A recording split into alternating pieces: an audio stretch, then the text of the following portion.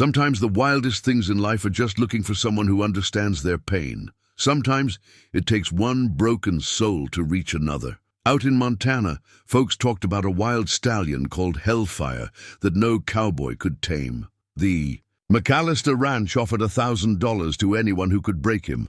All failed. Then a mountain man named Whit Malone rode in from the hills. Bearded, silent, carrying scars from a hard life. He didn't fight the horse like the others. He just watched and waited. Then he stepped into that ring like a man facing his past. What happened next wasn't about breaking anything. It was about healing. But what secret did this stranger carry that would change everything? Before we jump back in, tell us where you're tuning in from, and if this story touches you, make sure you're subscribed, because tomorrow I've saved something extra special for you. The McAlister Ranch stretched across 3,000 acres of Montana high country, where the grassland rolled like a green ocean toward the Bitterroot Mountains. Thomas McAlister had built it with his own hands 40 years ago, when the territory was still wild, and a man's word meant more than any contract. Now at 63, his weathered face told the story of every drought, every harsh winter, every small victory that had kept his family's legacy alive. The ranch house sat on a gentle rise, its log walls darkened by decades of mountain weather. A wide porch wrapped around three sides, where Sarah McAlister often sat in the evenings, watching the sun paint the peaks gold and purple. At 28, she had her father's steady blue eyes and her late mother's gentle strength. Most of the young men in Cedar Falls had tried to court her, but Sarah had turned them all away. She was waiting for something, though she couldn't quite name what. Cedar Falls itself was the kind of town where everyone knew everyone else's business, and that business was mostly cattle, horses, and the weather. Main Street ran 8 blocks, lined with false-fronted buildings that had weathered every storm for 3 generations.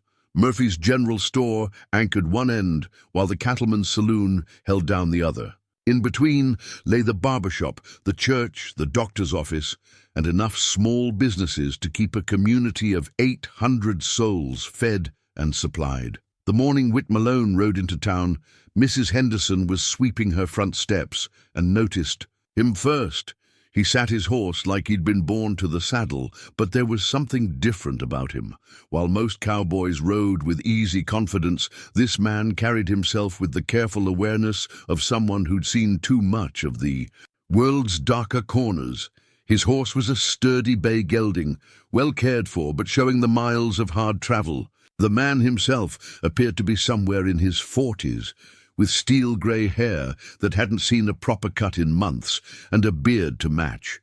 His clothes were clean, but well worn, the kind of clothing a man chose for utility rather than appearance. What caught Mrs. Henderson's attention most were his eyes. They held the weight of old sorrows, the kind that came from carrying guilt too heavy for one man's shoulders. Whit Malone guided his horse down Main Street with the unhurried pace of a man who had nowhere urgent to be, and had long ago stopped running from whatever chased him. He nodded politely to the few townsfolk who paused to watch him pass, but offered no greetings. At Murphy's General Store, he dismounted with the careful movements of someone whose body remembered old injuries. "Help you with something, stranger?" John Murphy called from behind his counter as Whit stepped inside. The store smelled of coffee, leather, and the faint sweetness of penny candy in glass jars. "Looking for work," Whit said, his voice carrying the quiet gravel of a man who didn't waste words. "Heard there might be something at the McAlister place." Murphy's eyebrows rose. News traveled fast in Cedar Falls, and everyone knew about the $1,000 prize for taming Hellfire. "You heard about that stallion, did you?" "Some. Mister, that horse has put 3 good cowboys in the hospital and destroyed more rope and leather than I can count. Tom McAlister's getting desperate. Bank's been sniffing around, talking about calling in notes." Whit nodded once, purchasing a few supplies before stepping back into the morning sunlight. The ride to the McAlister Ranch took him through some of the most beautiful country he'd seen in years of wandering. Rolling meadows dotted with cattle, stands of aspen that would turn golden come autumn, and always the mountains watching over it all like silent guardians. He found Thomas McAlister in the main corral, leaning against the fence rails and staring at the most magnificent horse Whit had ever seen. The stallion stood 17 hands high, his coat the deep red-brown of burnished copper. Even from a distance, Whit could see the fire in those dark eyes, the way the animal held his head high with fierce pride. This was Hellfire, and he was everything the stories claimed. "Mr. McAlister?" Whit approached slowly, hands visible and empty. Years in the mountains had taught him that nervous creatures, human or animal, responded better to calm movements. Thomas turned, taking in the stranger with the measuring gaze of a man who'd hired many cowboys over the years. "That's me. You. The fellow Murphy said might be coming by? Name's Whit Malone. I understand you've got a horse that needs gentling." Thomas let out a dry laugh. "Gentling? A friend? That animal there has sent more experienced horsemen to the doctor than a rodeo bronc. You sure you want to try your hand?" Whit studied Hellfire for a long moment. The stallion had noticed him too, ears pricked forward, nostrils flaring, to catch his scent. There was intelligence in those eyes, and something else, a pain that Whit recognized because he carried its twin in his own chest. "I'd like to try a different approach, if you don't mind." "Different how?" "Patient-like. Take some time to understand him before trying to ride him." Thomas McAlister had seen enough failed attempts to be skeptical, but something about this quiet stranger gave him pause. There was no swagger, no boastful confidence, just a calm certainty that spoke of experience with difficult situations. "The $1,000 still stands," Thomas said. "But fair warning, I can't afford to pay wages while you figure him out. You'll have bunk and board, but that's about it." "That's fair enough." The sound of boots on gravel announced Sarah's approach. Before she came into view around the corner of the barn, she wore a simple blue dress that brought out her eyes, her blonde hair pulled back in a practical braid. When she saw the stranger talking with her father, she slowed her step, curiosity evident in her expression. "Sarah, this is Whit Malone. He's going to try his hand with Hellfire." Sarah extended her hand with the directness of a woman raised on a ranch. "Pleased to meet you, Mr. Malone. I hope you have better luck than the others." Her handshake was firm, her gaze direct and honest. Whit found himself holding her attention a moment longer than politeness required, struck by the warmth in her eyes, so different from the careful wariness he'd grown accustomed to seeing in mirrors. "Thank you, miss. I'll do my best." That evening, after Sarah had shown him to the bunkhouse and he'd settled his few possessions, Whit returned to the corral. The other ranch hands had gone to town or turned in early, leaving him alone with Hellfire. In the fading light, he didn't enter the corral, just pulled up a section of fence rail and sat, watching the stallion graze. Hellfire acknowledged his presence with lifted ears and a few steps closer, but maintained his distance. That was fine with Whit. He'd learned patience in the mountains, where rushing meant mistakes, and mistakes could mean death. As full darkness settled over the ranch, Whit could hear the sounds of the night. Cattle settling, the distant call of a coyote, the whisper of wind through grass. In his saddlebags, wrapped in oiled cloth, lay a tarnished cavalry saber from another life. He hadn't looked at it in years, but its weight seemed heavier tonight. Sarah appeared beside him like a ghost, moving quietly across the yard. "Mind if I join you?" "Not at all." She settled onto the fence rail beside him, close enough that he caught the faint scent of soap and sunshine in her hair. For a time, they sat in comfortable silence, watching Hellfire move like a shadow in the moonlight. "He's beautiful, isn't he?" she said finally. "That he is. And hurt, I'd guess." "Hurt? Something's broken his trust in people. The way he holds himself, always ready to run or fight. I've seen it before." Sarah studied Whit's profile in the moonlight. In horses? In mirrors? The honesty of his answer caught her off guard. Most men, especially those seeking to impress, kept their vulnerabilities hidden. This stranger seemed to wear his scars like badges of honor, not proudly, but openly. "How long have you been traveling?" she asked. "5 years, give or take, since I left the cavalry.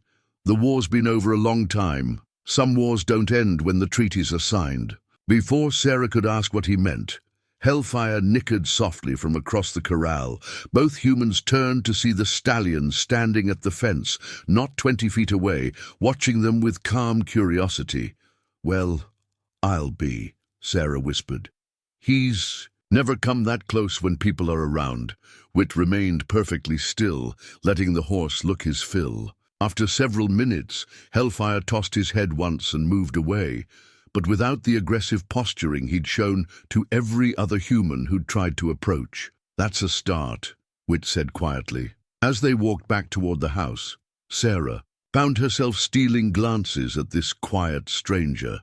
There was something about him that spoke to the lonely places in her heart, a gentleness beneath the weathered exterior that promised understanding for whatever sorrows a person might carry. "Breakfast is at dawn," she said as they reached the porch steps. "I'll be there, Mr. Malone." She turned back as he headed toward the bunkhouse. "I hope you'll stay long enough to give this a real try. That horse needs someone who understands him." In the darkness, Whit smiled, the first genuine smile that had touched his face in months. "I understand him just fine, Miss McAlister.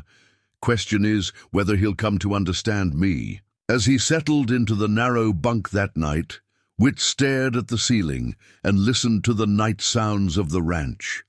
For the first time in years, he felt something he'd almost forgotten. Hope.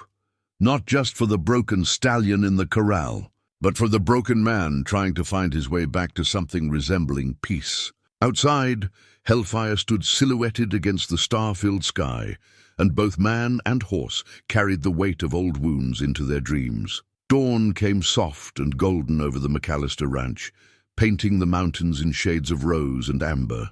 Whit was already at the corral when Sarah brought him coffee, steam rising from the tin cup in the cool morning air. "You're an early riser," she observed, settling beside him on the fence. "Old habit. In the cavalry, dawn was when the enemy liked to attack." It was the first real detail he'd shared about his past, and Sarah filed it away carefully. She watched as Hellfire grazed on the far side of the enclosure, seemingly ignoring their presence, while clearly aware of every movement they made. "What's your plan with him?" Whit sipped his coffee, considering. "No plan exactly, just going to spend time with him. Let him get used to me being around." The other cowboys tried rope and saddle right off. I imagine they did. Probably figured if they could just get on him once, they could break his spirit. But you don't want to break his spirit. Whit looked at her then, something deep and sad moving in his grey eyes. "Miss McAlister, there's enough broken things in this world. I'd rather try healing something for a change." After breakfast, Whit returned to the corral with nothing in his hands but a small wooden carving he'd found near the fence, a child's toy horse, weathered by seasons of wind and rain. He examined it carefully, noting the careful craftsmanship, the love that had gone into every detail. "Where did this come from?" he asked Thomas, who was watching from the barn door. The older man's face grew somber. "That belonged to my grandson, Billy, Sarah's boy. He died 3 years ago. Fever took him in the winter." Whit felt something cold settle in his chest. Sarah was married, widowed young. Her husband died in a mining accident when Billy was just 2. She raised that boy herself until... Thomas's voice trailed off. "Billy loved that horse more than anything. Carved it himself when he was 7, spent hours out here pretending to train wild mustangs. The pieces began falling into place in Whit's mind. The pain he'd seen in Hellfire's eyes, the way the stallion held himself apart from human contact, the location where he'd found the toy. This was Billy's favorite spot? Right where you're standing. He'd sit on that fence rail every morning, talking to whatever horses we had in the corral. Had a way with them, that boy. Animals trusted him." Whit studied the wooden horse, then looked up at Hellfire. The stallion had moved closer, drawn perhaps by the familiar scent of the carved toy or some deeper memory. "Billy was here when... It happened to Hellfire." Thomas nodded slowly. "Billy found him, Hellfire had gotten tangled in old barbed wire up in the high pasture, cut up pretty bad. The boy spent 3 days nursing that horse back to health, sleeping in the barn, making sure he ate and drank. They were inseparable after that. The picture grew clearer, and with it came a familiar ache in Whit's chest, the recognition of loss, of a bond severed too soon. He'd carried his own ghosts for 5 years, ever since that terrible day in Colorado when everything had gone wrong. As if sensing Whit's thoughts, Hellfire approached the fence. Up close, the stallion was even more magnificent and more wounded. Not just the old scars from the wire, but something deeper. The horse's eyes held the same hollow look Whit had seen in his own reflection too many times. "You lost him too, didn't you, boy?" Whit whispered. The stallion's ears pricked forward at the gentle tone, and for a moment man and horse regarded each other with perfect understanding. Both had loved someone who was gone. Both carried guilt they couldn't shake. Without thinking, Whit climbed over the fence and into the corral. "Whit, don't—" Thomas started forward, but Sarah caught her father's arm. "Wait," she said quietly. "Look at him." Hellfire hadn't moved away or shown any of the aggressive posturing that had greeted every other human who'd entered his space. Instead, he stood perfectly still, watching Whit with curious intensity. Whit moved slowly, each step deliberate and unthreatening. He kept the wooden horse visible in his hands, and something in Hellfire's expression shifted when he saw it. A flicker of recognition, of memory. "You remember this, don't you?" Whit's voice was barely above a whisper. "You remember the boy who carved it?" 10 feet away he stopped and crouched down, placing the wooden horse on the ground between them. Then he simply waited. Minutes passed in perfect silence. Finally, Hellfire took one step forward, then another. His nostrils flared, catching Whit's scent, processing this new human who didn't demand or threaten, who simply offered presence and understanding. The stallion stretched his neck down to sniff the carved horse, and Whit saw something break in those dark eyes, a dam of grief finally giving way to the tears held back too long. In that moment, as he watched Hellfire grieve for a lost boy, Whit's own memories came flooding back with crushing force. The village in Colorado, the order to burn it out, civilians and all, his refusal to comply, the court-martial that followed. But worse than any of that, the memory of Lieutenant James Hartley, barely 22, who died trying to carry out Whit's countermanding order to evacuate the civilians first.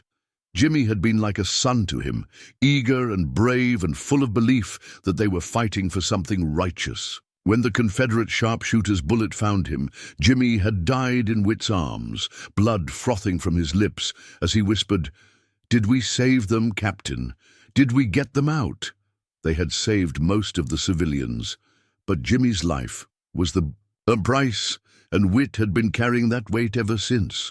"I know, boy," Whit whispered to Hellfire, tears he hadn't shed in years finally finding their way down his weathered cheeks. "I know what it's like to lose someone who trusted you to keep them safe." Hellfire took another step closer, drawn by the raw honesty in Whit's voice, the shared recognition of loss. When he was close enough to touch, the stallion lowered his great head until it was level with Whit's, their eyes meeting in perfect understanding.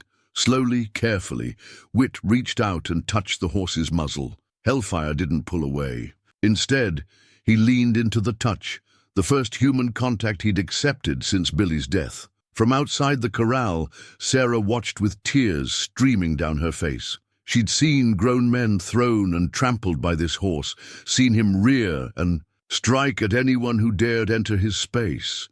But with Whit he was gentle as a lamb, not tamed but comforted. "Sarah," her father whispered, "what's he doing to that horse?" "He's not doing anything to him, Papa. He's doing something with him." As the sun climbed higher, Whit remained crouched beside Hellfire, one hand resting on the stallion's neck, both of them finding solace in shared grief. The wooden horse lay between them, like a bridge connecting their separate sorrows to a common understanding. Neither man nor horse was healed. That would take time. But something had shifted in both of them, a willingness to believe that perhaps they didn't have to carry their burdens alone.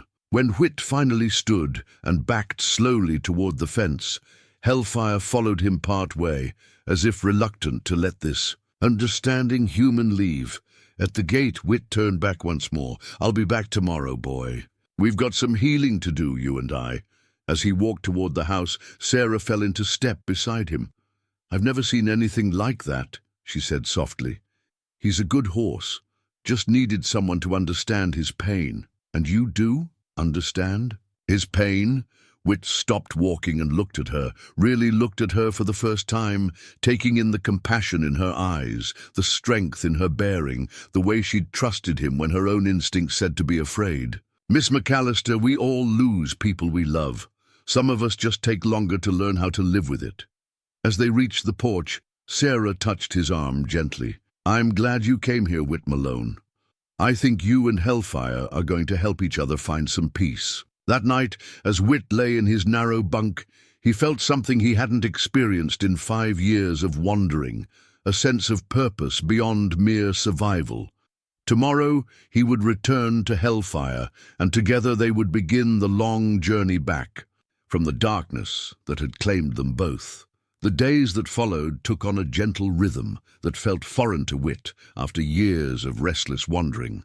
Each morning he would arrive at Hellfire's corral with the sunrise, carrying nothing but patience and the growing certainty that healing couldn't be rushed. On the third morning, as mist still clung to the mountains, Sarah found him sitting on the fence rail with a worn leather Bible open in his lap. Between its pages, pressed like a delicate memory, was a single wildflower. A mountain forget-me-not, its tiny blue petals still holding a trace of their original color. "That's beautiful," she said softly, settling beside him. Whit's fingers traced the flower's edges with infinite care. "My wife picked it on our wedding day, said she wanted something from the high country in our Bible, so our children would know where they came from." It was the first time he'd mentioned a wife, and Sarah felt her heart skip strangely. "You were married. Mary Catherine Brennan, prettiest girl in all of Colorado Territory." His voice carried the weight of old love and older grief. "We had a son, too. Thomas, named him after her father."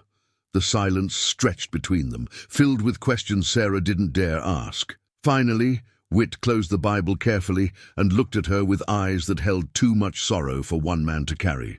"Cholera took them both the summer before I enlisted. I came home from a cattle drive to find—" He stopped, unable to finish. "I buried them on a hill overlooking the valley where we'd built our home. Then I sold everything and joined the cavalry. Who figured I had nothing left to lose." "Oh, Whit."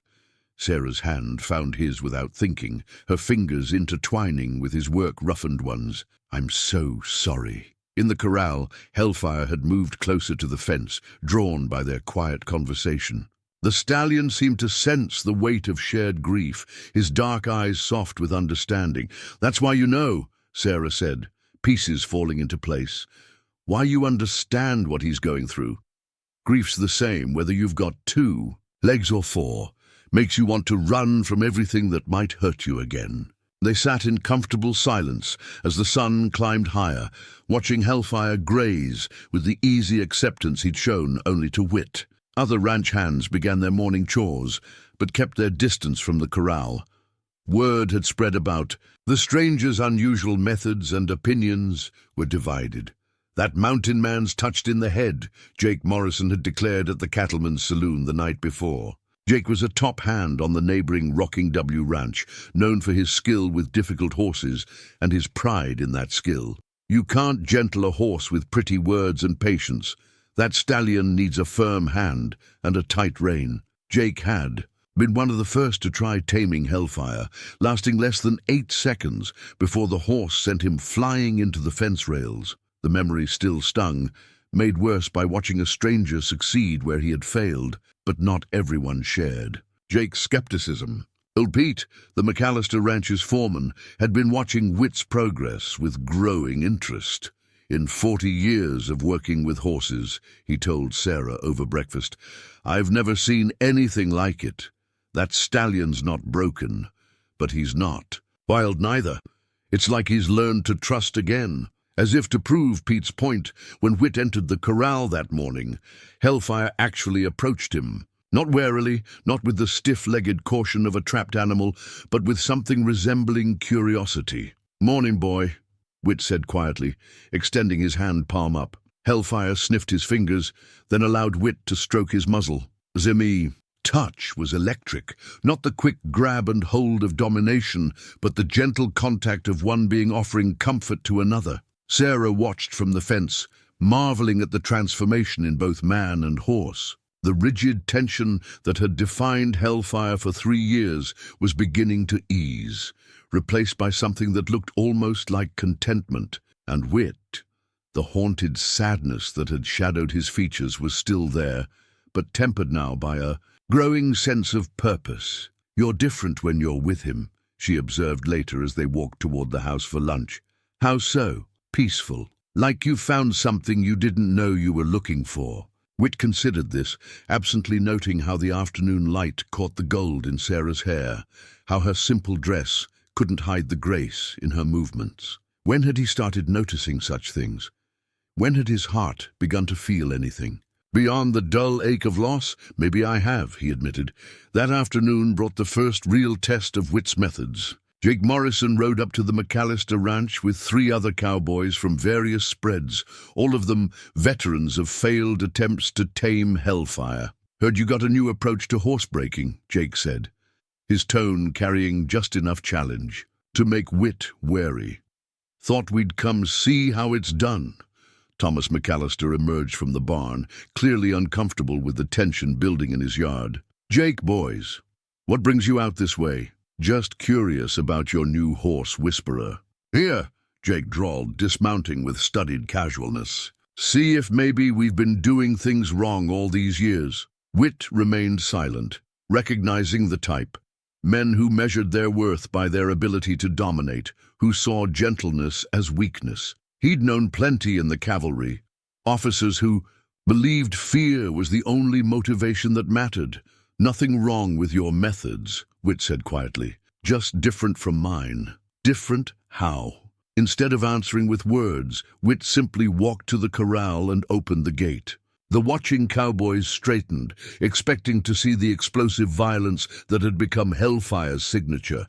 Instead, they watched in stunned silence as the stallion approached Whit without hesitation, allowing the bearded stranger to run, his hands along his neck and shoulders. "Well, I'll be damned," one of the cowboys whispered, but Jake Morrison's face had darkened with something that looked like humiliation mixed with rage. "Anyone can pet a horse, mountain man. Question is, can you ride him?" It was a direct challenge, and everyone present knew it. Whit looked at Jake for a long moment, reading the wounded pride in the younger man's eyes, the desperate need to prove that force was still superior to patience. "Not today," Whit said finally.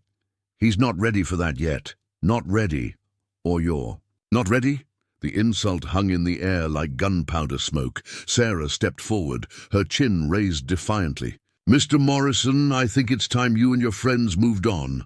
Just asking a fair question, Miss McAlister. Man claims he can tame the untamable. Ought to be willing to prove it." Whit felt the familiar cold settle in his chest. The battle, calm that had served him through a dozen cavalry engagements. But this wasn't a battlefield, and Jake Morrison wasn't the enemy. Just a proud man nursing wounded feelings. "When he's ready, I'll ride him," Whit said evenly. "But not before, and not to prove anything to anyone." Jake remounted his horse, his face flushed with anger. "We'll see about that, mountain man. We'll see how long your pretty methods work when that devil shows his true colors." As the group rode away, Sarah moved to stand beside Whit. "You could have shown them," she said, "proven you're not just wasting time."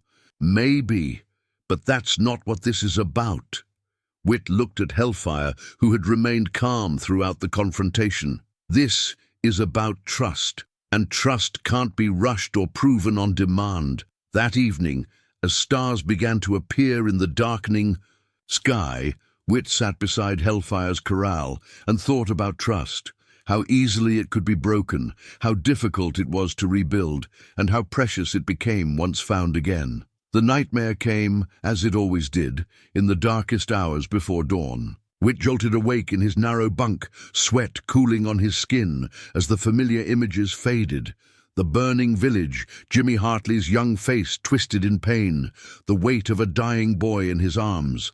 But tonight there was something new in the dream, something that made his chest tight with old familiar guilt. He rose quietly, pulling on his boots and jacket before stepping into the pre-dawn darkness. The ranch was silent, except for the whisper of wind through grass and the distant lowing of cattle. Without conscious thought, his feet carried him to Hellfire's corral. The stallion stood silhouetted against the star-filled sky, and when he saw Whit approach, he nickered softly, a sound of greeting rather than alarm. It struck Whit that this magnificent animal had somehow become his confessor, the only living creature who seemed to understand the weight he carried. "Couldn't sleep either, could you, boy?" Whit settled onto the fence rail, his voice barely disturbing the night quiet. From the darkness beside the barn came the soft sound of footsteps. Sarah appeared like a ghost in her white nightgown, a shawl wrapped around her shoulders against the mountain chill. "I heard you moving around," she said softly. "Bad dreams?" Whit nodded, not trusting his voice. In the starlight, Sarah looked ethereal, almost fragile, and he found himself wondering what right a man with blood on his hands had to even think about her. Want to talk about it? For a moment, he considered telling her everything. About Jimmy Hartley, about the court-martial, about the long years of wandering that had brought him to this place. Instead, he reached into his jacket and withdrew something he hadn't looked at in months, a silver harmonica, tarnished with age and wear. "This belonged to my lieutenant," he said, turning the instrument over in his hands. Jimmy Hartley, barely 22, from a farm in Ohio, used to play Shenandoah around the campfire at night, had the prettiest voice you ever heard. Sarah settled beside him on the fence, close enough that he could smell the lavender soap she used, feel the warmth of her presence in the cool air. "What happened to him?" "He died following my orders." The words came out flat, matter of fact, but Sarah heard the ocean of pain beneath them. "We were supposed to clear out a Confederate stronghold, a village they'd been using as a supply depot. Command wanted it burned to the ground, civilians and all." Whit's fingers traced the harmonica's surface, finding the dents and scratches that told their own story of hard campaigning. "I couldn't do it. Wouldn't do it. Sent Jimmy and half the patrol to evacuate the civilians while I held off the Confederate. Reinforcements. Figured if I disobeyed orders, at least I was the only one who'd face court-martial. But something went wrong. Confederate sharpshooter got Jimmy while he was helping an old woman to safety. Bullet caught him right." Whit's voice broke, and he had to stop, gather himself before continuing. "He died in my arms, asking if we'd saved them all. We had, mostly, but the cost—" Sarah's hand found his, her fingers warm against his cold skin. "You did the right thing." "Did I? Jimmy would still be alive if I'd followed orders. He'd have gone home to that farm in Ohio, married his sweetheart, raised children, and dozens of innocent civilians would be dead. Maybe. Or maybe the war would have ended sooner if we'd been more ruthless. Maybe more soldiers would have lived if officers like me had been willing to stop." Sarah's voice was gentle but firm. "Whit Malone, you listen to me. You chose to save innocent lives at the cost of your career and your peace of mind. That's not something to feel guilty about. That's something to be proud of." In the corral, Hellfire had moved closer to the fence, drawn by their quiet conversation. The stallion's dark eyes seemed to reflect the starlight as he watched them with calm attention. "He understands, doesn't he?" Sarah said, nodding toward the horse. "He knows what it's like to lose someone you were supposed to protect. Billy trusted him to be gentle, to be safe. Then Billy died, and there was nobody left who understood what he needed. Until you came along." Whit raised the harmonica to his lips and played a few soft notes of Shenandoah, tentative at first, then with growing confidence. The melody drifted across the silent ranch, hauntingly beautiful in the pre-dawn stillness. Hellfire's ears pricked forward, and he took another step closer to the fence. "Jimmy used to say music could heal anything," Whit said when the last note faded away. "Wish I'd believed him then. Maybe it's not too late to start believing now." As they sat together, in the darkness, something shifted between them, an understanding that went deeper than words, a recognition of kindred spirits who had both known loss and were slowly learning to hope again. When dawn finally touched the mountain peaks with rose and gold, Sarah rose to return to the house. At the porch steps, she turned back. "Whit? That lieutenant of yours, Jimmy, do you think he'd want you to carry this guilt forever?" "What do you mean?" "I think he'd want you to find some peace, maybe even some happiness." As she disappeared into the house, Whit remained at the corral, watching Hellfire graze in the growing light. The stallion seemed more relaxed than ever, as if the music had soothed something wild in his spirit. Over the following days, a new routine developed. Each morning, Whit would spend time with Hellfire, gradually increasing their contact. The horse now allowed him to run his hands along his neck and shoulders, to check his hooves, even to drape a blanket across his back for brief periods. More importantly, the rest of the ranch community was beginning to accept Whit's methods. Even the most skeptical hands had to admit that Hellfire was changing, not broken, but somehow more at peace with himself and his circumstances. But not everyone was pleased with the progress. Jake Morrison had returned twice more, each time, with a larger group of cowboys, eager to see the mountain man fail. His challenges grew more pointed, his implications more direct. Whit was all talk, no action. He was taking advantage of Thomas McAlister's desperation. He was playing some kind of long confidence game. "Mark my words," Jake told anyone who would. "Listen at the cattleman's saloon. That horse is going to hurt someone bad before this is over. And when it happens, I'm going to be there to say I told you so." Meanwhile, Thomas McAlister was facing his own pressures. The bank had sent another representative, this one less patient than the first. The ranch's debts were mounting, and the $1,000 prize for taming Hellfire was looking more like a desperate gamble than a reasonable solution. "How much more time do you need?" Thomas asked Whit one evening as they watched Hellfire accept a halter for the first time. "Hard to say. He's making progress, but the bank's getting impatient, Whit. I might not have much more time to give." That night, as Whit played Jimmy's harmonica beneath the stars, he felt the weight of responsibility settling on his shoulders like a familiar burden. It wasn't enough to heal himself and Hellfire anymore. The ranch, the family that had welcomed him, even Sarah's future depended on his success. The question was, when the time came to prove that patience was stronger than force, would either of them be ready?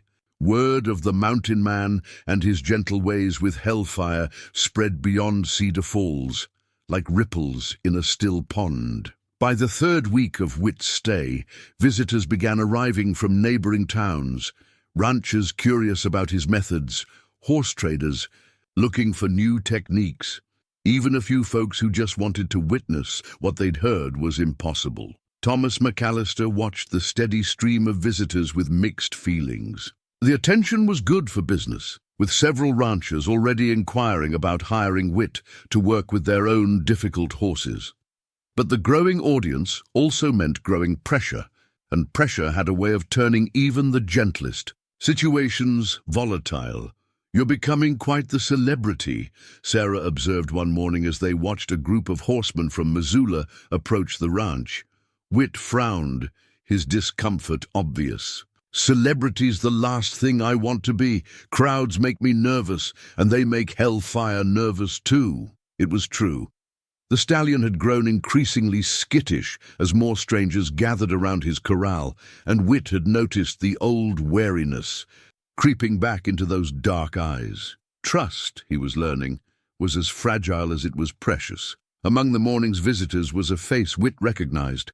Captain Marcus Wade, his former commanding officer from the cavalry. Wade wore civilian clothes now, but carried himself with the unmistakable bearing of a career military man. "Captain Malone, Wade said, extending his hand as he approached the corral. Or should I say Mr. Malone now? Marcus. Whit shook the offered hand warily. Didn't expect to see you in Montana. I'm ranching now, over in the Bitterroot Valley. Heard through the grapevine about your work here. Thought I'd come see for myself. The two men studied each other across years of shared history and complicated feelings. Wade had been the one to sign the court-martial papers, though Whit had always suspected his former commander's heart wasn't in it. That's quite an animal, Wade said, nodding toward Hellfire. Reminds me of that black stallion we captured from the Apaches down in Arizona Territory. Remember him? I remember.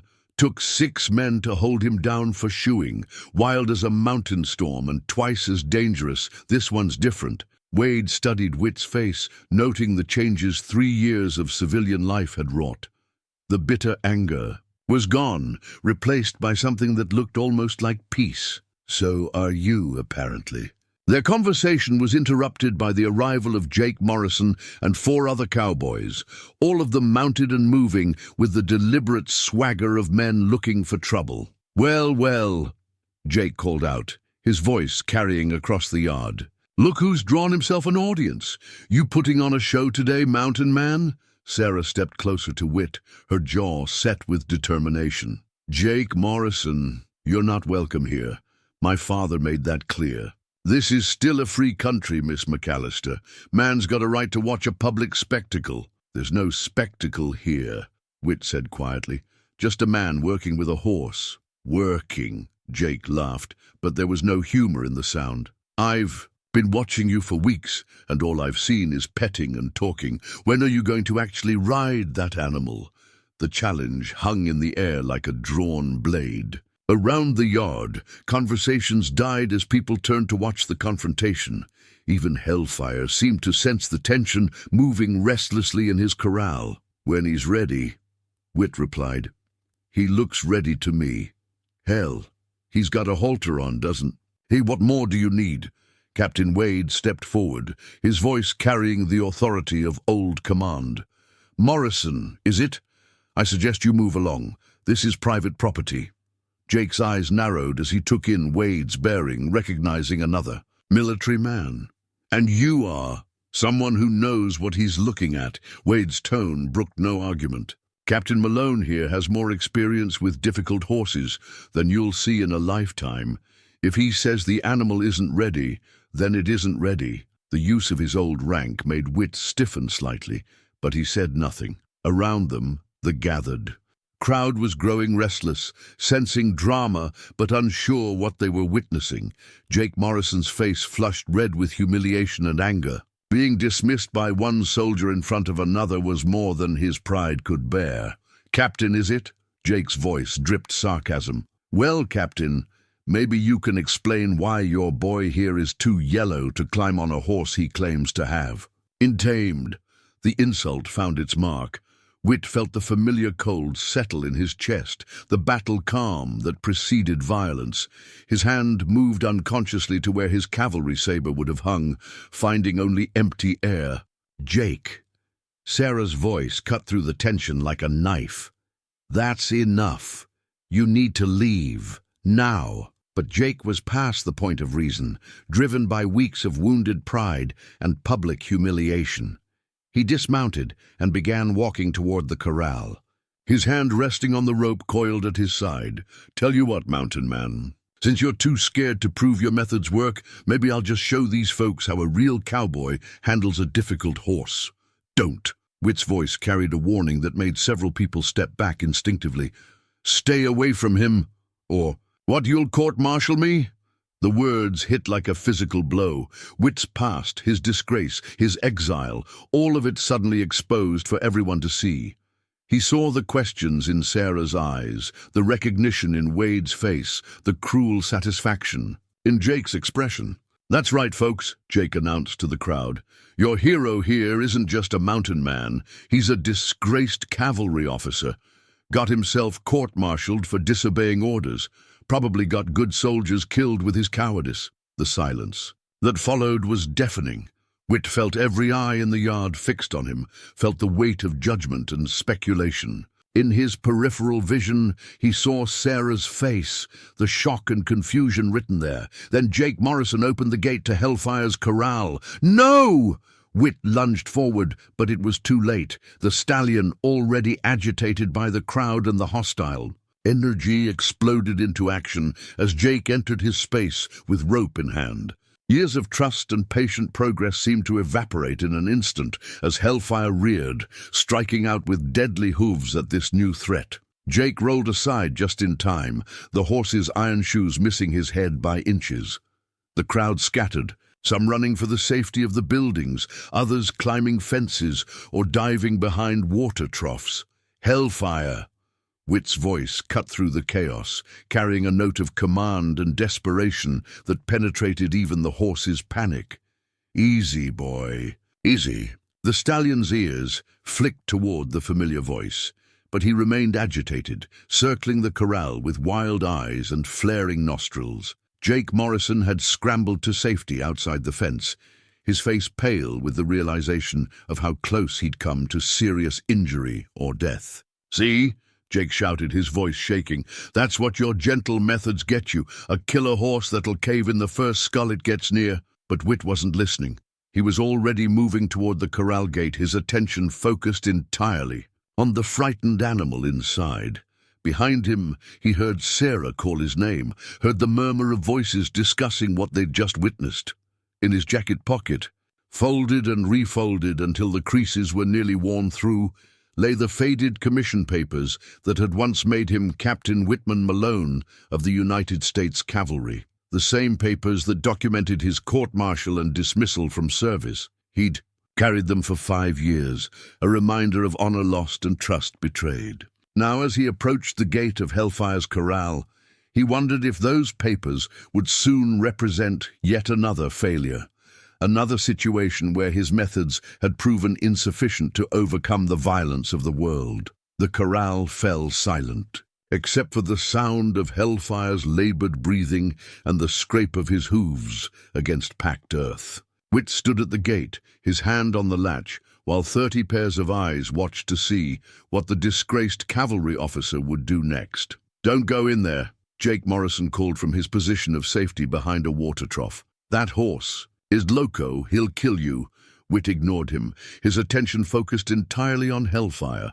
The stallion stood in the center of the corral, sides heaving, ears flat against his skull. All the progress of the past week seemed to have evaporated in an instant, replaced by the wild fear that had defined him since Billy's death. "Whit." Sarah's voice was soft but urgent. "Please don't." He turned to look at her then, and what she saw in his grey eyes made her breath catch. Not the reckless determination of a man with nothing to lose, but the quiet certainty of someone who had finally found something worth risking everything for. "It's all right," he said, and somehow his calm voice carried across the yard to every watching person. "He's scared, not mean. There's a difference." Whit opened the gate and stepped into the corral with the same unhurried movements he'd used from the first day. Hellfire's head came up sharply, nostrils flaring as he caught the familiar scent, but the wildness remained in his eyes. "Easy, boy," Whit murmured, reaching into his jacket pocket. Instead of the expected rope or whip, he withdrew something that made several onlookers blink in surprise. A small wooden cross, hand-carved and worn smooth by years of handling. The artifact seemed insignificant, just a simple piece of pine no bigger than a man's thumb. But Whit held it like it contained all the faith he'd ever possessed, and somehow that faith seemed to radiate outward, creating a pocket of calm in the center of the chaos. "See this, Hellfire." Whit's voice was barely above a whisper, but in the perfect silence of the yard, every word carried clearly. "I carved this during the darkest winter of my life, up in the mountains after everything went wrong. Spent 3 months in a cabin, with nothing but beans and regret for company." He took a step closer to the agitated horse, the cross visible in his open palm. "Thought about putting Jimmy's gun to my head more nights than I care to count. Figured the world would be better off without one more failed soldier. But every time I picked up that pistol, something stopped me. Call it cowardice, call it hope, I never could decide which. Another step, slow and deliberate. Hellfire's ears twitched forward slightly, drawn by the hypnotic quality of Whit's voice. So I started whittling instead. Cut my fingers more times than I can remember, but eventually this little cross took shape. Wasn't much to look at, but it was something I'd made instead of something I'd destroyed. First time in years I'd created instead of ruined. The crowd around the corral had grown, completely still, caught up in the quiet drama unfolding before them. Even Jake Morrison had stopped his protests, mesmerized by the strange sight of a man calming a wild horse with nothing but words and a piece of carved wood. "That winter taught me something, boy," Whit continued, now within arm's reach of Hellfire's trembling form. "Sometimes the hardest thing in the world is learning to forgive yourself. Sometimes you got to carve your way back to faith, one small cut at a time." Whit extended his hand, the cross resting on his palm. Hellfire stretched his neck toward it, nostrils flaring as he investigated this new object. When the horse's muzzle touched the wood, something seemed to shift in his expression, the wildness fading, replaced by the trust that had been building between them for weeks. "That's it," Whit breathed, his free hand moving slowly to stroke Hellfire's neck. "It's all right. Nobody's going to hurt you, not while I'm here." The transformation was remarkable to witness. Within minutes, the panicked animal had returned to the gentle creature he'd become under Whit's patient care. He stood quietly as Whit examined him for injuries, allowed the halter to be adjusted, even accepted the soft blanket across his back. From outside the fence, Captain Wade spoke into the silence. "I've seen a lot of horsemen in my time, but never anything like that." His words broke the spell that had held the crowd transfixed. Murmurs of amazement rippled through the gathered spectators, and more than one person was heard to mutter about miracles and divine intervention. But Sarah saw something the others missed. The way Whit's hands shook slightly as he secured the blanket, the exhausted slump of his shoulders once the immediate crisis had passed. What had looked effortless to the crowd had cost him dearly. As the visitors began to disperse, talking excitedly among themselves about what they'd witnessed, Sarah approached the corral gate. Whit was still inside with Hellfire, the two of them, standing together like old friends. "That was incredible," she said softly. Whit's smile was tired but genuine. "Wasn't me, it was this." He held up the wooden cross, its surface gleaming dully in the afternoon light. "Faith has a power all its own, if you're willing to trust in it." "Is that what you learned in the mountains? To have faith?" "I learned a lot of things in those mountains. Most important was that running away from your past doesn't make it disappear. It just makes you a stranger to yourself." As evening approached, the last of the visitors departed, leaving the ranch peaceful once more. But the day's events had changed something fundamental. Word would spread about what people had seen, and with it would come new pressures, new expectations. Jake Morrison had left with his companions, but not before delivering a final warning that carried the weight of a threat. "This ain't over, mountain man. That horse is still dangerous, and someday someone's gonna get hurt. When it happens, their blood will be on your hands." Later that evening, as Whit sat on the porch with Thomas and Sarah, the older man broached the subject they'd all been avoiding. "The bank representative was here today," Thomas said heavily. "Mr. Hartwell. He saw what happened in the corral, saw how you handled Hellfire, and he's willing to extend our deadline, gave us 2 more weeks to demonstrate that the horse can be safely ridden and sold." Sarah felt her heart sink. 2 weeks wasn't long, and despite the progress Whit had made, Hellfire still hadn't allowed anyone on his back. "Can you do it?" Thomas asked. "Can you have him ready to ride in 2 weeks?" Whit was quiet for a long moment, his gaze fixed on the distant mountains where the last light of day painted the peaks in shades of rose and gold. "I can try," he said finally. "But Thomas, you need to understand, if I push him too hard, too fast, we might lose everything we've gained. Some things can't be rushed." "I know, but we're running out of time, and the ranch—" Thomas's voice trailed off, heavy with the weight of 3 generations of family history that might be lost. "I'll do what I can," Whit promised. As the stars emerged in the darkening sky, Whit found himself holding the wooden cross again, its familiar weight a comfort in his palm. He'd carved it in desperation and carried it in hope. Now it would serve as a reminder that sometimes the greatest acts of faith required the greatest risks. Tomorrow, he would begin preparing Hellfire for the ultimate test. The question was whether 2 weeks would be enough to complete a healing that had taken a lifetime to break. The attack came on a moonless night, 10 days before the bank's deadline. Whit woke to the sound of horses' hooves and men's voices, his cavalry-trained instincts pulling him from sleep instantly. Through the bunkhouse window, he could see shapes moving in the darkness near Hellfire's corral. Too many shapes, moving with the purpose of men up to no good. He dressed quickly, his hands automatically checking for weapons he no longer carried.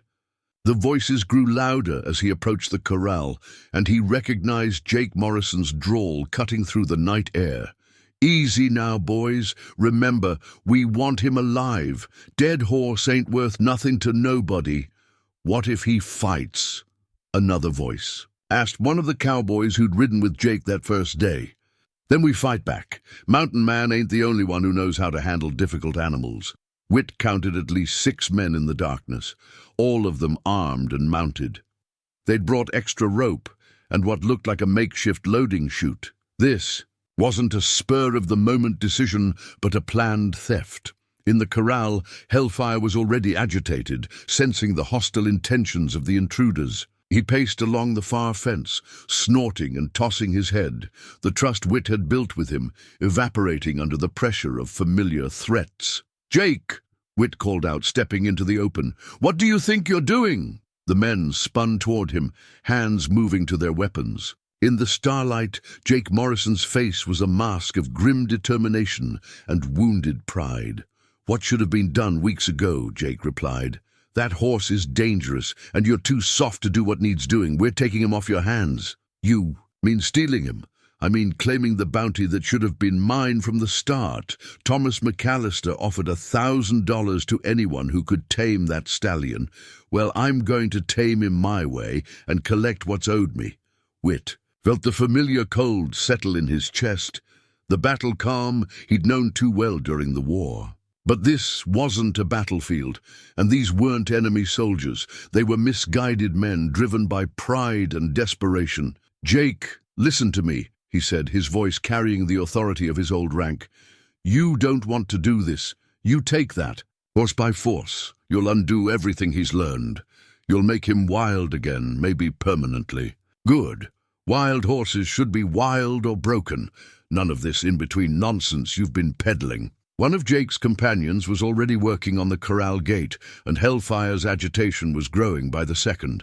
The stallion recognized the threat these men represented, remembered the pain and fear that came with ropes and whips and rough handling. "You're scaring him," Whit said, taking a step forward. "Let me calm him down first. Stay back."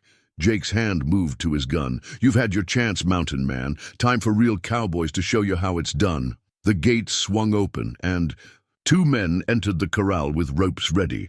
What happened next was everything Whit had feared. Hellfire exploded into violence, rearing and striking with deadly hooves, his eyes rolling white with panic and rage. But instead of running, instead of allowing fear to paralyze him, Whit felt something change inside him. The guilt and self-doubt that had defined him for 5 years suddenly crystallized into crystal-clear purpose. These men threatened not just Hellfire, but everything the horse represented, the possibility of healing, the power of patience over force, the hope that broken things could be made whole again.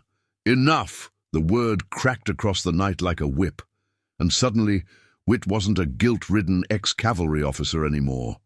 He was Captain Whit Malone, veteran of a dozen battles, leader of men, protector of those who couldn't protect themselves. His transformation was immediate and terrifying. The slouched shoulders straightened, the careful movements became fluid and dangerous, and his grey eyes held the cold fire that had once made Confederate soldiers retreat rather than face his cavalry charge. Jake's companions saw the change, and stepped back instinctively, recognizing a predator in their midst. But Jake himself, blinded by pride and anger, pressed forward. "You threatening us, mountain man?" "I'm promising you," Whit replied, his voice deadly quiet. "Touch that horse, and you'll answer to me." The first cowboy to enter the corral made the mistake of throwing his rope at Hellfire's head. The stallion reared away from the loop, and in that moment of chaos, Whit moved. His years in the mountains had kept him in fighting shape, and his cavalry training had never truly left him. He flowed over the corral fence like water, his body, remembering skills honed in battle. The cowboy with the rope found himself flat on his back, Whit's hand around his throat, before he'd even seen the attack coming. "Drop it," Whit said quietly, and the rope fell from nerveless fingers. The second man in the corral tried to circle behind him, but Hellfire solved that problem by charging, forcing the intruder back against the fence rails. The horse's loyalty to Whit was absolute. They were partners now, facing a common threat. "You see that?" Whit called to Jake, his voice carrying across the corral. "He's not just protecting himself anymore. He's protecting me. That's what trust looks like."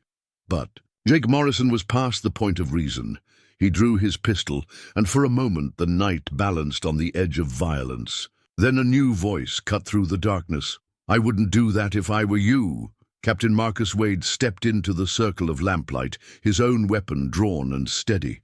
Behind him came Thomas McAlister and 3 ranch hands, all of them armed, and looking grim. "Marcus," Whit said, not taking his eyes off Jake's gun, "thought you'd headed back to the bitter root." "Planned to. Then I got curious about something and decided to do a little research." Wade reached into his jacket and withdrew. "A yellowed newspaper clipping. Found this in the territorial archives. Makes for interesting reading." Even in the poor light, Whit could see the headline: "Cavalry Officer Saves Civilians, Faces Court-Martial." Jake's gun wavered slightly. "What's that supposed to mean?" Wade began to read. "Captain Whit Malone of the 3rd Colorado Cavalry disobeyed. Direct orders yesterday to prevent what he called the massacre of innocent civilians. Despite facing court-martial for insubordination, Malone's actions saved the lives of 43 non-combatants, including 17 children." The words hung in the air like gunsmoke. Wade continued reading. Lieutenant James Hartley, who died while evacuating civilians under Malone's orders, was posthumously awarded the Congressional Medal of Honor. Military sources suggest that Captain Malone's court-martial was politically motivated, designed to appease Confederate sympathizers in Washington who wanted a scapegoat for the controversial mission. Thomas McAlister's voice carried a note of awe. "You're a hero." "No," Whit said quietly, his eyes still locked on Jake's wavering pistol. "I'm a man who made hard choices and lived with the consequences, just like I'm doing now." Jake's face was a mask of confusion and wounded pride. Everything he'd believed about the mountain man, the cowardice, the disgrace, the running from responsibility, was crumbling around him. "That still doesn't change anything," he said desperately.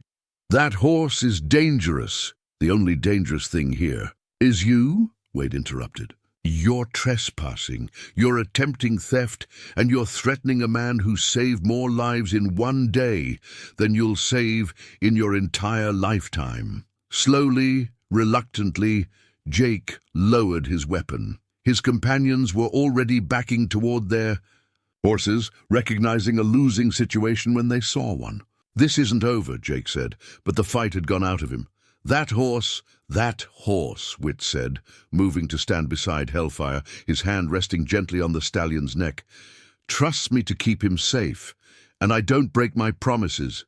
As Jake and his men rode away into the darkness, Whit felt something shift inside him, not just the fading of the battle calm, but something deeper. For 5 years, he'd carried the weight of Jimmy Hartley's death, the guilt of choices made in impossible circumstances. But tonight, for the first time, he'd seen his past through someone else's eyes, not as a failure, but as a man who'd chosen honor over expediency, compassion over orders. "Whit," Sarah said softly, approaching the corral where he still stood with Hellfire. "Why didn't you ever tell us about what really happened in the war?" He looked at her in the lamplight, this woman who'd somehow become the center of his hopes for the future, and found that the truth no longer felt like a burden. "Because I believed the worst about myself for so long, I forgot there might be another side to the story." As the group dispersed, heading back to their beds with the excitement, Whit remained with Hellfire. The stallion seemed calmer now, reassured by the victory over their common enemy. "We showed them, didn't we, boy?" Whit murmured, stroking the horse's neck. "Showed them what trust can do when it's tested." But even as he spoke the words, Whit knew that the real test still lay ahead. In 10 days, he would have to prove that patience and understanding could triumph over force and fear. The question was whether he and Hellfire were truly ready for that final challenge. The morning after Jake's failed theft brought visitors to the McAlister Ranch in numbers that would have impressed a county fair. Word of the confrontation had spread through Cedar Falls and beyond, growing with each telling until Whit had single-handedly defeated a dozen armed men while riding a wild stallion bareback through the darkness. "Folks sure do love a good story," Thomas McAlister observed wryly as he watched yet another wagon load of curious townspeople approach the ranch. Sarah stood beside her father on the porch, worry creasing her brow. "All this attention. It's not good for Whit or Hellfire. They need peace and quiet, not a circus atmosphere." She was right. In the corral, Hellfire paced restlessly, agitated by the constant stream of strangers. The trust he'd built with Whit remained strong, but the crowds made him nervous, reminded him perhaps of other times when groups of humans had meant trouble. Whit himself seemed withdrawn, uncomfortable with the attention and the whispered conversations that followed him wherever he went. The revelation of his true history had changed how people saw him, no longer a mysterious drifter, but a genuine war hero who'd sacrificed his career to save civilian lives. "Captain Malone," called out Mrs. Henderson from town, "is it true you saved all them children in Colorado?" "War's over, Ma'am," Whit replied quietly. No point in dwelling on it, but the townspeople weren't ready to let it go. To them, Whit represented something precious, proof that honor and decency still mattered in a world that often seemed short on both. They wanted to celebrate him, to claim him as their own, and their well-meaning enthusiasm was slowly suffocating the very peace he'd come to the ranch to find. Captain Wade found Whit that afternoon, standing at the fence watching Hellfire graze. The older officer carried himself with the same military bearing as always, but there was something softer in his expression, regret perhaps, or long overdue respect. "Quite a crowd you've drawn," Wade observed. "Too much of a crowd. It's making Hellfire nervous. How much time do you have left?" 9 days until the bank wants their demonstration." Wade nodded thoughtfully. "That newspaper article I found there was more to the story than what I read last night." Whit's shoulders tensed slightly. "More how?" "The official records were sealed, but I have friends in Washington who were willing to talk off the record. What you did that day, disobeying orders to save those civilians, it wasn't just heroic, it was necessary. The Confederate force you were supposed to eliminate had already evacuated, leaving only women, children, and old men behind. I know. The politicians needed a scapegoat when the story broke, someone to blame for the mission's failure. You were convenient." Whit was quiet for a long moment, watching Hellfire move with easy grace around the corral. "Jimmy Hartley still died because of my choice. Jimmy Hartley died doing his duty, saving innocent lives. That's how heroes die, Whitman, with purpose." It was the first time in 5 years anyone had called him by his given name, and the sound of it seemed to unlock something in Whit's chest. Not grief this time, but a kind of weary acceptance. "I've been carrying his ghost for so long," Whit said quietly. "Sometimes I forget what I was like before the guilt took hold. I remember. You were the finest officer I ever served with. Moral courage like yours doesn't come along often. That Evening, as the last of the day's visitors departed, Sarah found Whit in the barn, working by lamplight on something she couldn't immediately identify. As she drew closer, she saw he was braiding horsehair, long strands of deep brown and black. That could only have come from Hellfire's mane. "What are you making?" she asked. Whit held up his work, a rope unlike any she'd ever seen, woven with intricate patterns that seemed to catch and hold the lamplight. "A hackamore," he said. "A rope halter. I've been collecting his shed hair for weeks. It's beautiful. It's more than that. In the cavalry we had a saying, 'A horse will carry you as far as your trust in each other will go.' This rope represents every moment of trust we've built together." Sarah settled beside him on a bale of hay, watching his weathered hands work the hair into patterns that seemed almost ceremonial in their complexity. "You're going to ride him, aren't you? 9 days from now in front of everyone. That's the plan. Are you ready? Is he ready?"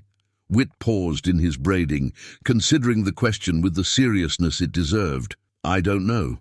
Maybe readiness isn't the point. Maybe the point is faith. His faith in me, my faith in him, and both of us having faith that some things are worth the risk. What if something goes wrong? What if the crowd spooks him, or he remembers his fear at the wrong moment? Then I'll probably get thrown, maybe hurt. But Sarah, the real question isn't whether we might fail. The real question is whether we'll have tried everything we could to succeed." She watched him work in silence for a while, noting the care he took with each strand, the way his fingers seemed to know exactly which hair to use where. This wasn't just practical craftsmanship, it was love made tangible, trust woven into physical form. "Can I ask you something?" she said finally. "Of course. The night you told me about your wife and son, you said you'd lost everything and had nothing left to lose when you joined the cavalry. Do you still feel that way?" Whit's hands stilled on the rope. It was a dangerous question, one that touched on feelings he'd been trying not to examine too closely. "No," he said quietly. "I don't feel that way anymore. What changed?" He looked at her then, really looked at her, taking in the lamplight gold in her hair, the strength in her blue eyes, the way she'd stood by him through every challenge and crisis. When he spoke, his voice held a vulnerability that made her heart skip. "I found something worth losing again, someone worth losing again, and that's the most terrifying thing in the world." The confession hung between them like a bridge neither was quite ready to cross. Sarah felt her pulse quicken, felt the dangerous flutter of hope in her chest. "Whit, I know it's not fair," he interrupted gently. "I'm a man with too much history and not enough certainty about tomorrow. You deserve better than damaged goods. Maybe I should be the judge of what I deserve." Before he could respond, they were interrupted by the sound of approaching hoofbeats. Thomas McAlister appeared in the barn doorway, his face grim in the lamplight. "We've got trouble," he said. "Bank representative is here, Mr. Hartwell, and he's brought the sheriff with him." Whit and Sarah exchanged glances, both recognizing the implications. If the bank was involving law enforcement, it meant they were preparing to foreclose, regardless of any demonstration. They found Mr. Hartwell in the main house, a thin man in an expensive suit who carried himself with the cold authority of someone accustomed to delivering bad news. Sheriff Morrison, Jake's older brother as it happened, stood beside him with obvious discomfort. "Mr. McAlister," Hartwell began without preamble, "I'm afraid there's been a development. The bank's board of directors has reviewed your situation, and they've decided that the risk of continuing this arrangement is too great." "What does that mean?" Thomas asked, though his tone suggested he already knew. "It means the demonstration scheduled for next week is cancelled. We'll be taking possession of the property immediately." "Now wait just a minute." Whit stepped forward, his voice carrying the quiet authority that had once commanded cavalry troops. "That horse is days away from being fully trained. You give us the time we agreed on, and we'll prove he's worth more than your outstanding loan." Hartwell looked at Whit with the disdain of a man who dealt in numbers rather than possibilities. "Mr. Malone, is it? I've heard about your methods. Very touching, I'm sure. But the bank deals in realities, not sentiment.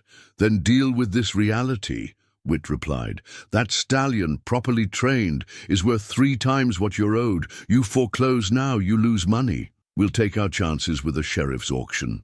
Sheriff Morrison shifted uncomfortably. Despite his relationship to Jake, he was a fair man who'd heard enough about recent events to respect Whit's reputation.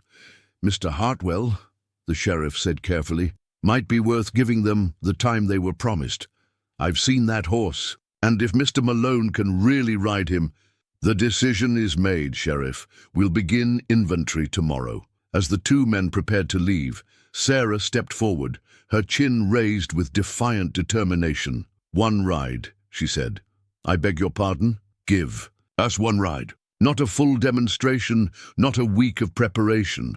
Tomorrow morning, let Whit ride Hellfire for 5 minutes. If he can do it, really ride him, not just sit on him. You give us the full time we were promised. Hartwell considered this, clearly torn between caution and curiosity. And if he can't, then we'll pack up and leave without fighting the foreclosure. Thomas started to protest, but Sarah cut him off with a look. She was betting everything on her faith in Whit and Hellfire, and everyone in the room knew it. 5 minutes, Hartwell said finally. Dawn tomorrow. And if that horse throws him, Sheriff Morrison takes possession immediately. After they left, the 3 remaining family members stood in the sudden quiet of the house. Outside, night was falling over the ranch, and with it came the weight of one final impossible challenge. Sarah, Thomas said quietly, you know what you just did? I know exactly what I did, Papa. I bet on the best man I've ever known and the finest horse in Montana. Whit felt something tight in his chest, loosen at her words. Tomorrow would bring the greatest test of his life, not just his skill as a horseman, but his faith in the power of patience over force, trust over fear, love over loss. In his hands, the braided rope felt warm and alive, a physical manifestation of the bond he'd built with Hellfire. Tomorrow, that bond would either prove unbreakable or shatter under the pressure of a watching world. Either way, there would be no more running, no more hiding from who he was or what he'd become. Tomorrow, Whit Malone would finally discover whether a broken man and a wounded horse could heal each other completely enough to face the future together. Dawn came grey and cold over the McAlister Ranch. The mountains shrouded in mist that seemed to hold the world in hushed anticipation. Whit had been awake for hours, standing at his window watching the eastern sky slowly lighten, his father's silver spurs heavy in his hands. He hadn't worn them since the day he'd left home to marry Mary Catherine 23 years ago. They'd belonged to his father, old Samuel Malone, who'd built a small spread in Colorado territory with nothing but grit and determination. Samuel had died believing his son would carry on the family tradition of working with horses, never knowing that war would steal that future away. Now, as Whit fastened the spurs to his boots for the first time in over 2 decades, he felt the weight of generations settling on his shoulders. These spurs had seen honest work, had been worn by men who understood that the relationship between human and horse was sacred, built on mutual respect rather than dominance. They fit you better than they ever fit me, Thomas McAlister said from the doorway. He'd been watching Whit prepare with the quiet intensity of a man who understood that some moments changed everything. Your father would be proud to see you wearing them today. Whit stood, testing the familiar weight. The spurs rang softly with each step, a sound he'd forgotten he missed. I hope so. I hope a lot of things this morning. Outside, the crowd had already begun to gather despite the early hour. Word had spread beyond Cedar Falls, drawing horsemen and ranchers from 3 counties to witness what they'd heard was impossible. Mr. Hartwell stood near the corral with Sheriff Morrison and a pocket watch, his face set in the skeptical lines of a man who dealt only in sure things. Sarah appeared at Whit's side as he approached the corral, her face pale but determined. How do you feel? Scared, he admitted. Scared and ready and more alive than I've been in years. He knows, doesn't he? Hellfire knows what today means. Whit looked at the stallion, who stood quietly in the center of the corral with an alertness that suggested he understood perfectly that this morning was different. The horse's dark eyes tracked every movement, catalogued every face in the growing crowd, but showed none of the agitation that had marked previous public gatherings. "He knows," Whit confirmed. "Question is whether he trusts me enough to go through with it." Captain Wade pushed through the crowd, his weathered face grave. "Whitman, you don't have to do this. There are other ranches, other opportunities. You could walk away right now, and nobody would think less of you." "I would think less of me," Whit replied simply. "And so would he." He nodded toward Hellfire. "We've come too far to quit now, Marcus. Some promises have to be kept, especially when keeping them is hard." The crowd had swelled to nearly 200 people, more than had ever gathered. At one time in Cedar Falls' history, farmers stood next to ranchers, townspeople mixed with cowboys from a dozen different spreads. At the back of the crowd, barely visible but unmistakably present, stood Jake Morrison. His face was unreadable, but he'd come to witness either Whit's triumph or his failure. Mr. Hartwell consulted his pocket watch with theatrical precision. 5 minutes, Mr. Malone, starting when you mount that animal. If he throws you, or if you dismount before time is called, the ranch is forfeit." "Understood." Whit picked up the braided rope he'd finished the night before, its intricate patterns catching the morning light. Every strand of hair had come from Hellfire's mane and tail, collected over weeks of patient grooming and trust-building. It wasn't just a halter. It was a physical manifestation of their partnership, strong as steel but gentle as a caress. The crowd fell silent as Whit opened the corral gate. This was the moment they'd all come to see, when weeks of patient work would either prove themselves or dissolve into violence and failure. Hellfire watched him approach with calm attention, his ears forward but relaxed. When Whit held out the rope halter, the stallion lowered his head to accept it, a gesture so simple and trusting that several people in the crowd murmured in amazement. "That's it, boy," Whit said softly, adjusting the rope with practiced movements. "Just like we've done 100 times before. Nothing different except all these folks watching." But there was something different, and both man and horse could feel it. This wasn't practice anymore. This was the culmination of everything they'd built together, the final test of whether patience and understanding could triumph over fear and force. Whit ran his hands along Hellfire's neck and shoulders, checking for tension, offering comfort through touch. The horse stood perfectly still, trusting completely in this human who had never hurt him, never demanded more than he could give. The crowd held its collective breath as Whit gathered the lead rope in his left hand and reached for Hellfire's withers with his right. This was the moment, the transition from partnership on the ground to partnership under saddle, the ultimate expression of trust between species. "Time starts now," Mr. Hartwell announced, his pocket watch held prominently in his raised hand. Whit took a deep breath, feeling his father's spurs against his boots, the weight of generations of horsemen in his blood, and swung himself up onto Hellfire's back.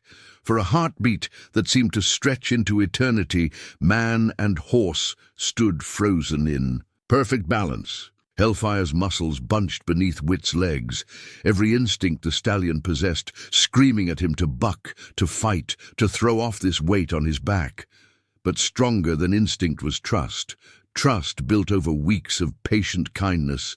Trust earned through understanding rather than demanded through force. Hellfire took one tentative step, then another. The crowd released a collective breath they hadn't realized they'd been holding as the stallion began to move around the corral. With Whit seated calmly on his back, the braided rope loose in his hands. 2 minutes remaining, Mr. Hartwell called out, his voice carrying a note of surprise that he couldn't quite suppress. But as Hellfire settled into an easy walk, something unexpected happened. Jake Morrison pushed through the crowd, his face twisted with desperation and rage. "That's not riding," he shouted. "Any fool can sit on a calm horse. Make him really work." Before anyone could stop him, Jake grabbed a handful of dirt and small stones from the ground and hurled them at Hellfire's hindquarters.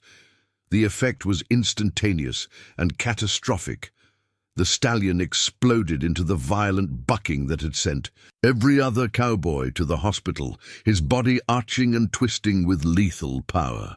The crowd scattered, screaming, as Hellfire transformed from gentle partner to wild tornado of muscle and fury. Whit felt the familiar cold settle over him, not the battle calm of a soldier this time, but something deeper and more fundamental. This was the moment every horseman dreaded and lived for, when all theory dissolved into pure instinct and all trust was tested by chaos. Instead of fighting Hellfire's bucking, Whit moved with it, his body flowing like water over the stallions. Arcing back, his father's spurs never touched the horse's sides. They were tools of communication, not punishment. His hands remained light on the braided rope, offering guidance without constraint. "Easy, boy," Whit murmured, his voice somehow carrying over the sounds of panic and violence. "I'm still here, still with you." The words seemed to penetrate Hellfire's terror. The stallion's ears flicked toward the familiar voice, and something in his explosive movements began to change. Still wild, still powerful, but no longer purely destructive. Then Jake Morrison made his fatal mistake.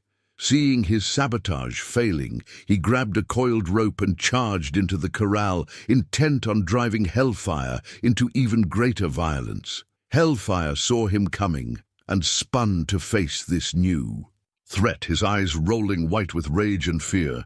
But instead of running, instead of allowing panic to control him, the stallion did something that stunned every witness. He moved to protect Whit. The great horse reared, placing himself between his rider and Jake Morrison, striking out with hooves that could easily have killed the cowboy if they'd connected. But Hellfire's target wasn't Jake himself. It was the rope in the man's hands, the symbol of force and domination that had caused him so much pain in the past. "Get back," Whit commanded, his voice carrying the authority of his old cavalry rank. "All of you, get back." Jake scrambled away, his face pale with the realization of how close he'd come to serious injury or death. The crowd pressed back against the fence rails, giving man and horse the space they needed to work through the crisis. 1 minute remaining, Mr. Hartwell called, his voice shaking. But time no longer mattered. What was happening in that corral transcended any artificial deadline. Hellfire had chosen his side, had declared his loyalty in the most dramatic way possible. He stood now with Whit on his back, both of them facing the crowd with quiet dignity, partners in the truest sense of the word. Whit reached into his jacket pocket and withdrew something that made Sarah's breath catch. A simple gold wedding band, worn thin by years of handling. It had been Mary Catherine's ring, the symbol of a love that had defined his youth and whose loss had defined his years of wandering. With infinite care, Whit leaned forward and worked the ring free from his finger. Not Mary Catherine's ring, but his own wedding band, worn all these years as a monument to grief. He held it up so the morning sunlight caught the gold, then pressed it into the soft earth at the base of the corral's central fence post. The gesture was witnessed by 200 pairs of eyes, but its meaning was clear only to Sarah.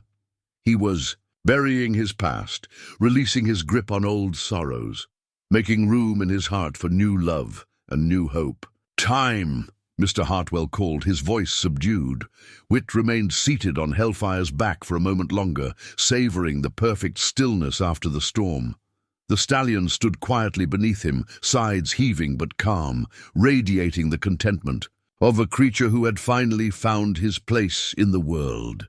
When Whit finally dismounted, Hellfire followed him to the gate like a faithful dog, nuzzling his shoulder with obvious affection.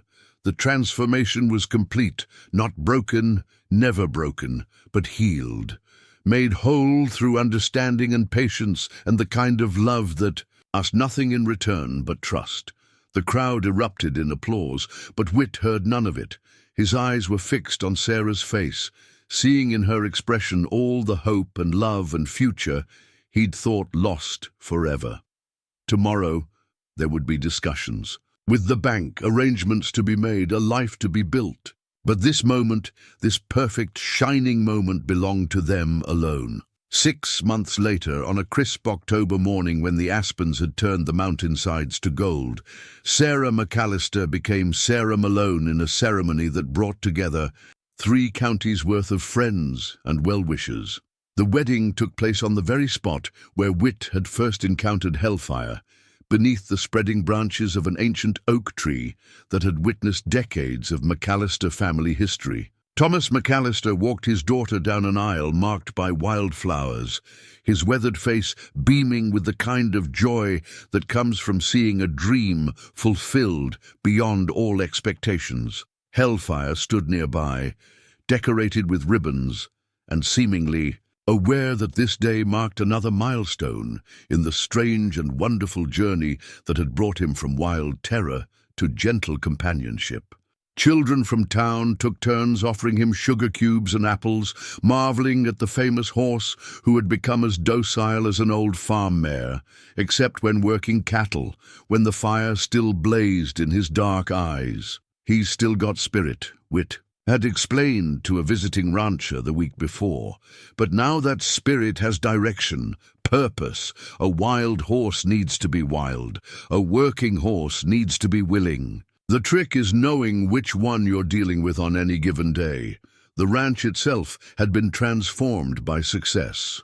Word of Whit's methods had spread far beyond Montana territory, bringing a steady stream of clients with difficult horses and the money to pay well for patient, gentle training. The $1,000 bounty from the bank had long since been paid, the mortgage satisfied, and the ranch's future secured. More importantly, the McAlister spread had become a place of healing, not just for horses, but for the people who worked with them. Veterans of the recent war, men carrying their own invisible wounds, found their way to Whit's door with increasing frequency. He never advertised his services to such men, but somehow they heard about the former cavalry officer who understood nightmares and guilt and the long road back to peace. "I don't know how you do it," Captain Wade had observed during his last visit, "but every man who comes here broken seems to leave whole." "Not whole," Whit had corrected gently. "Just ready to start healing. Sometimes that's enough." As the minister spoke the words that would bind Whit and Sarah together in marriage, Whit's eyes drifted to the small cottage they'd built together over the past months. It sat on a gentle rise overlooking the corral where he'd first learned to trust again. Its logs chinked tight against the Montana winters, and its windows positioned to catch every ray of precious sunlight. The cottage represented everything Whit had lost and found again: home, partnership, the simple joy of building something lasting with someone you loved. Sarah had insisted on helping with every aspect of the construction, from selecting the timber to daubing the final chinks with clay. "It's our house," she'd said firmly when he'd protested that such work was too hard for a woman. "I want my hands on every board, my mark on every corner. This is where we'll raise our children, where they'll take their first steps and speak their first words. It has to know my touch as well as yours." Now, as they exchanged rings in the dappled shade of the oak tree, Whit thought about those future children Sarah had mentioned so matter-of-factly. The idea both thrilled and terrified him. The possibility of new life, new hope, new reasons to be brave in the face of an uncertain world. The ceremony was simple, as befitted 2 people who had learned to value substance over show. But when the minister pronounced them husband and wife, the cheer that rose from the assembled crowd could probably be heard in the next county. As they walked back toward the house for the celebration feast, Sarah pulled Whit aside for a moment of private conversation. "I have something to tell you," she said, her blue eyes sparkling with a secret that made his heart skip with sudden understanding. "Sarah, next spring," she continued, placing his hand gently over her still flat belly, "maybe around the time the aspens begin to bud." The news hit Whit like a physical blow, driving the breath from his lungs and making his knees weak with joy and terror in equal measure. A child, his child, their child, growing even now beneath his trembling hand. Are you certain? Dr. Morrison confirmed it yesterday. I wanted to tell you before the ceremony, but then I decided it would make a better wedding gift than anything we could buy. Whit pulled her into his arms then, right there in front of God and half of Montana territory, and kissed her with all the passion and gratitude and desperate love that he'd been afraid to feel for so many years. Later that evening, after the last guest had departed and the dishes were cleaned and put away, Whit and Sarah stood together on the porch of their new cottage, watching the stars emerge in the darkening sky. In the nearby corral, Hellfire dozed peacefully, one leg cocked, in the relaxed pose of a horse completely at ease with his world. "Do you ever think about him?" Sarah asked, following Whit's gaze to the stallion. "About what he was like before Billy, before the wire, before all the pain." "Sometimes. But mostly I think about what he's become. What we've all become. And what's that?" Whit considered the question, listening to the night sounds of the ranch, cattle settling, the distant call of a coyote, the whisper of wind through grass that spoke of endless possibilities. "Healed," he said finally. "Not perfect. Not without scars, but healed enough to trust again, healed enough to love again, healed enough to believe that tomorrow might be better than today." As if summoned by their voices, Hellfire raised his head and nickered softly, a sound of contentment, of belonging, of peace, finally found after years of searching. Sometimes the wildest things in life are just looking for someone who understands their pain. And sometimes, if you're patient enough and gentle enough and willing to risk your heart one more time, that understanding becomes the foundation for something beautiful, something that transforms not just the wild thing, but the person brave enough to love it.